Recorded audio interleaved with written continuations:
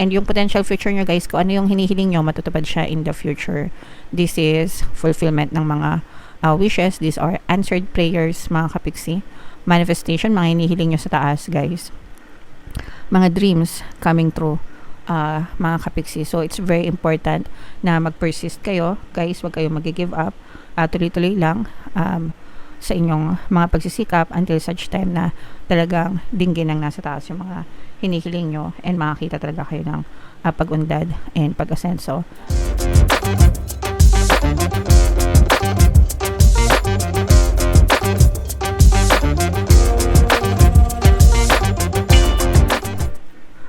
Hello guys, hello Capricorn, welcome back to Pinoy Pixie Tarot. Ang pamagat ng episode natin for tonight is story mo ba to? Ito ay isang timeless reading mga kapiksi para ngayong timeless reading para sa Capricorn, Sun, Moon, Rising, Sign, and Venus. Sa reading na to guys, titingnan natin where you are right now, mga potential and challenges nyo, what you need to focus on, your past, present, future energy, mga suggested approach, and yung potential future ng story na to. So, shuffle ko yung cards, guys.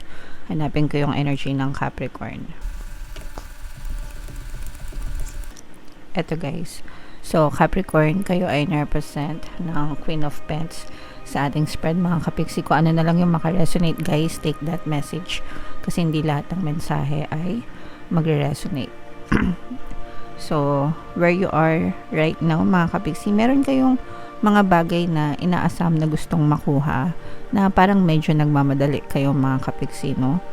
For some of you, pwedeng, let's say for example, baka sa trabaho or sa mga projects, baka may mga deadline kayo. And baka medyo naghahabol kaya nagmamadali kayo, mga kapiksi. Yung iba naman sa inyo, guys, pwedeng medyo naaatat kayo sa resulta. Gusto nyong makita ng resulta, movement, no? Sa inyong physical reality. Parang naghanap kayo ng validation, mga kapiksi. Alright? So, titingnan natin kung ano yan, guys, or kung anong pwedeng mangyari dyan. Potential and challenges, this is more on potential, mga kapiksi, kasi sooner or later makakatanggap din kayo ng good news or balita or update, no, dito sa bagay na gusto nyo mangyari sa buhay nyo. Excuse me, guys. So, and yung ano na yon, yung parang good news na yon, yun yung magiging basihan ng magiging next step nyo or next na action nyo sa pagkilos nyo sa inyong buhay, mga kapiksi. Okay? Alright. And then, yung next naman, what you need to focus on, yun pa rin, mga kapiksi, no? Kailangan nyo magplano, guys. Kailangan maging handa kayo dito sa good news na dadating sa inyo. And kailangan handa kayo, kailangan may plano kayo sa kung ano yung mga next steps nyo, mga susunod na gagawin nyo para, kumbaga, ready na kayo pag dumating na yung good news, pag dumating na yung go signal, pag dumating na yung mga balita na inaantay nyo. Dapat ready to go na kayo, mga kapiksi, para hindi sayang yung oras at saka para hindi nyo rin mamiss yung mga opportunity. In your recent past, this is a water sign energy, guys. Cancer, Pisces, Scorpio. For some of you, maaaring nagkaroon kayo ng problema with a specific person, water element, mga kapiksi, and maaaring may impluwensya din itong person na to, guys, kaya parang minamadali nyo itong mga gusto nyong kaganapan. For some of you, feeling ko parang nagkaroon din kayo ng separation from this person, or parang umiiwas kayo. Then, dito sa taon na to, mga kapiksi, kaya siguro parang minamadali nyo itong mga bagay na to para maputol na yung connection nyo dito sa specific person na to, guys. Your greatest strength, mga kapiksi, is punong-puno naman kayo ng pagmamahal, guys, and willing kayo na magsimula ulit from scratch, no? Whether sa relationship man yan, or sa trabaho man yan, or kung anumang aspeto ng buhay, mga kapiksi. You are a very compassionate person. Ibig sabihin ng compassionate, guys, maunawain, mapagmahal, maintindihin, okay? And yeah, so mahaba yung pangunawa nyo, mga kapiksi. So that's one of your greatest strength, guys. So parang imbis na manisi ka or sisihin mo yung ibang tao, hindi mo na binubuhos yung energy mo doon, bagkus ay parang ginagamit mo na lang yung opportunity para magpatawad and para maka-move on ka. And in the near future, again, this is a water element, mga kapiksi, Cancer, Pisces, Scorpio. For some of you guys, pwedeng in the future, yung iniwan mo sa past or yung kinalimutan mo sa past, pwede ulit kayong mag-reconnect in the near future, mga kapiksi.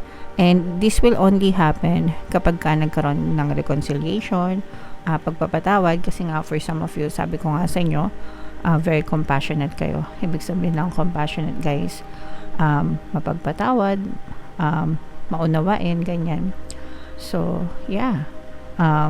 Kapag ka nangyari yun, maaari kayong magkaroon ng reconciliation with this person and maaari ulit kayong mag-reconnect, mga kapiksi.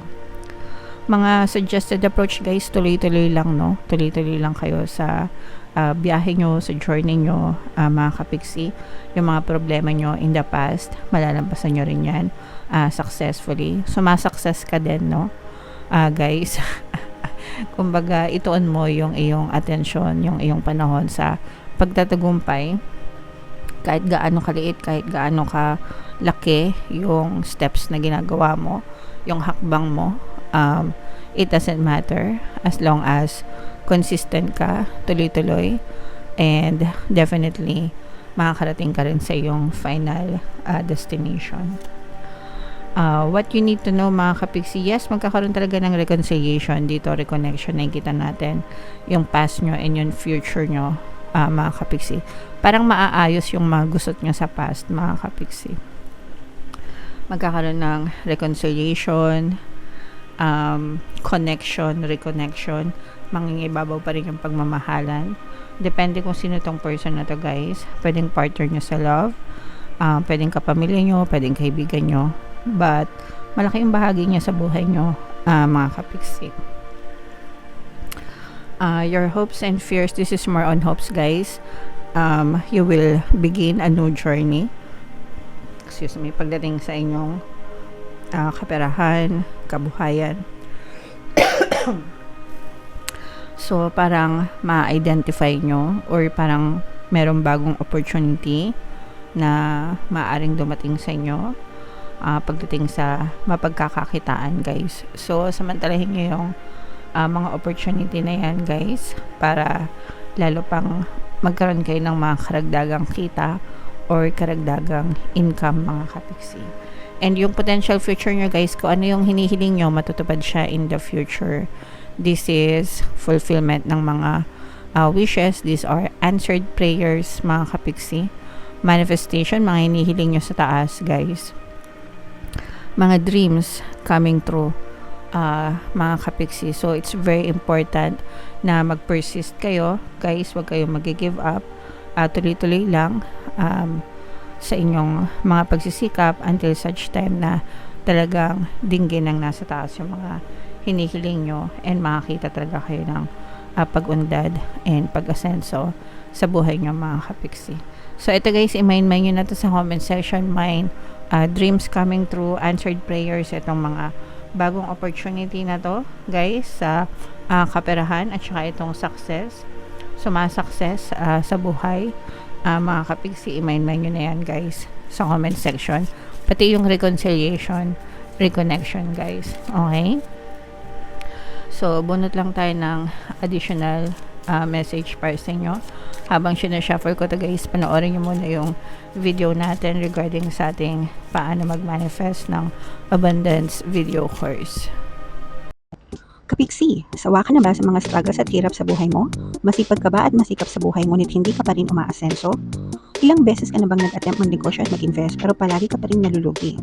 Sa pagkakataon na ito ay maaaring may subconscious beliefs ka na nagiging balakid sa iyong pag-unlad at pagyaman. Introducing, paano mag-manifest ng abundance video course. Dito ay matututunan mong ma-overcome ang mga balakid mo para tuluyan ka ng umunlad, umasenso, sumagana, maging matagumpay, successful at maswerte sa iyong kabuhayan, pera, trabaho, negosyo sa lapi at kaperahan ng bonggang-bongga. Dali, mag-send na ng email sa pinoypixie@gmail.com at simulan na ang iyong pagyaman ngayon. Alright, so sa lahat ng gusto mag-avail ng course guys, naka-flash sa screen nyo.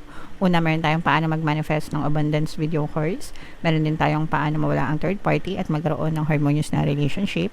And meron din tayong paano pabalikin si ex reverse breakup. So sa mga interesado guys, mag-send lang kayo ng email sa pinaypixietarot@gmail.com. So, buno tayo ng isang card para sa inyong additional message mga kapixie. We have worthiness guys, no?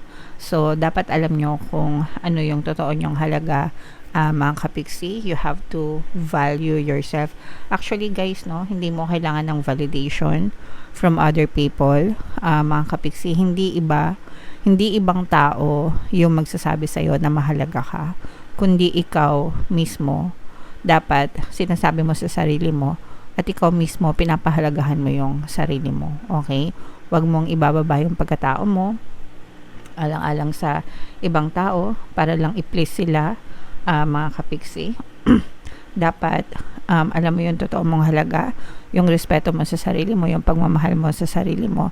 Dapat palagi mo yung binibigay sa sarili mo. Kung ano yung binibigay mo sa sarili mo, yun din yung ibibigay sa'yo ng ibang tao. So, kung nire-respeto mo yung sarili mo at binapahalagahan mo yung sarili mo, nire-respeto at papahalagahan ka rin ng ibang tao. And kung paano mo din tinatrato yung ibang tao, mga kapixie, ganun din yung trato na ibabalik nila sa'yo. So, kung marunong kang gumalang sa sarili mo, dapat ginagalang mo rin at nire-respeto mo rin yung ibang tao. And, again, domino effect mga kapixie, babalik din yan sa'yo. So, make sure na palagi tayong nasa paggawa ng tama mga kapixie, nasa paggalang, nasa tamang respeto. Yung iba kasi guys, masyadong entitled, no? Especially sa social media. Mga kapixie, napapansin ko yan. Minsan may mga nababasa ako sa mga feed, ganyan-ganyan. Even yung mga nasa comment section, ganyan. Masyadong entitled, kumakabash, wagas, grabe. Kahit di naman nila kalala yung tao. And even minsan naman baliktad, kung sino yung mga influencer, kung sino pa yung mga sikat, sila pa yung masyadong entitled din. So basta wag sanang umabot sa ganon. Tayo mga kapixie, matuto tayo palaging magpakumbaba and matuto tayong rumespeto sa isa't isa, guys. Okay? Alright.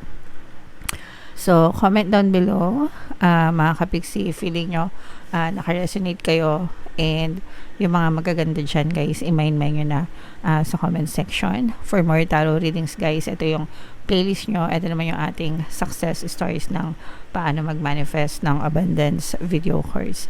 Click here to subscribe, guys. Ito yung ating mga pampaswerte subliminals. Thank you for liking, sharing, and subscribing. See you next time. I love you all mga kapixie. Have a nice day. Bye-bye.